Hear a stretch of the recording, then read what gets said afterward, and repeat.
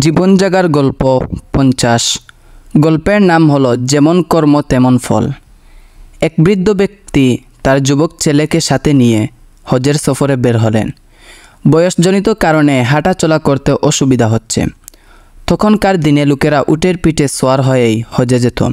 তারা পিতা পুত্র উভয়জন একটি কাফেলার সাথে জুটে গেলেন। তারা রওনা দিয়েছিলেন রামাল্লা থেকে। প্রতিমধ্যে একদিন সন্ধ্যার আগ মুহূর্তে সূর্য ডুবি করছে। এমন সময় বৃদ্ধ ব্যক্তি তার যুবক ছেলেকে বললেন, বেটা, আমি একটু প্রয়োজন সারব, তুমি কাফেলার সাথে চলতে থাকো, আমি প্রয়োজন সেরেই কাফেলার সাথে যোগ দেব। কাফেলা চলে গেল। অনেকক্ষণ পর ছেলে দেখল তার পিতা এখনও এলেন না।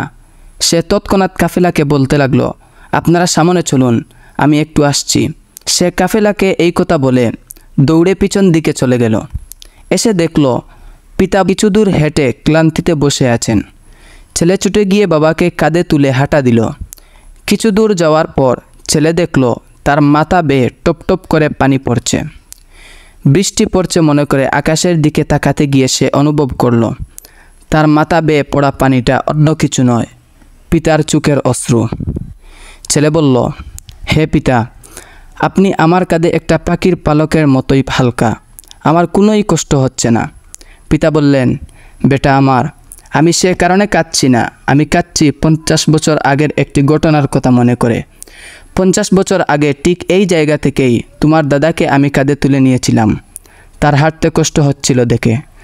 আর ঠিক এই জায়গা থেকেই তুমি আমাকে কাঁধে তুলে নিয়েছ।